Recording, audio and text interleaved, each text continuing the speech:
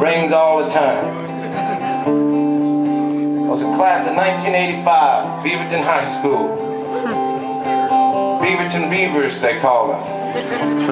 If you can imagine the cheers that the other schools came up with, that we still to this day carry around.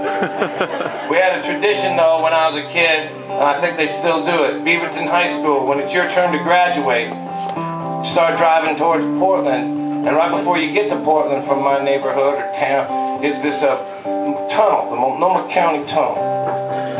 And we had a tradition that your senior year, you're supposed to go down there late at night and brave the traffic and walk into that tunnel and put your name on the side of it. Now, we didn't use spray paint. It's so dirty in there, you could just use a t-shirt and clean your name into the side of it. So technically, we were part of the solution. We would go in there and you'd put, you know, your name or your class on the wall. You might add that you kicked ass or that you ruled. And I remember doing that, 85. I wrote Todd Snider rules in the Multnomah County Tunnel. About 15 years later, I'm a folk singer on tour. I come back through Portland every once in a while. I'm out on the road at the time. I didn't have my buddy Elvis with me. He had gone home for about 1.5 years to have a kid. What took you so long, man? No, we gotta... I can't believe it. We had a guy, well, it was a girl, really. We thought it was a guy named Spike. I'll tell you that story next time. But me and Spike was driving into Portland, coming towards the Multnomah County Tunnel. We were doing a show, and I said, you know, Spike, 15 years ago, me and my friends, we ran into this tunnel, and I wrote Todd Snider rules in there, and she thought that was funny. Then we went down and we did the gig. I ran into some of my old high school friends. I said, what do you guys do anymore? They said, we like to go do karaoke. I said, what?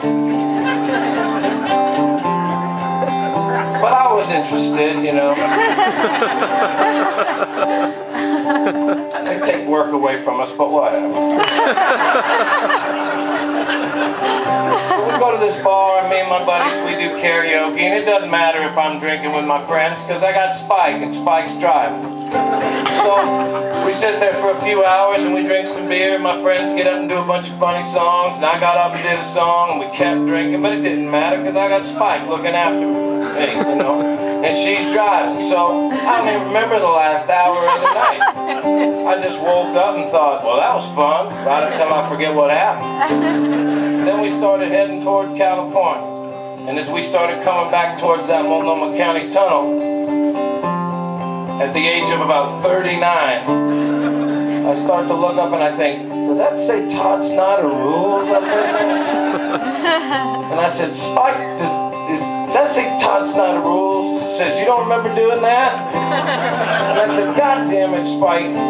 That's what you're out here to do, is keep me from doing stuff like that. You don't think I care if I'm in tune, do you? This is the stuff we're trying to avoid. And even though I know that this is a business relationship, we've been out here for a while, it's like we're friends. You could have just said, don't put rules up there. That's just off the clock stuff.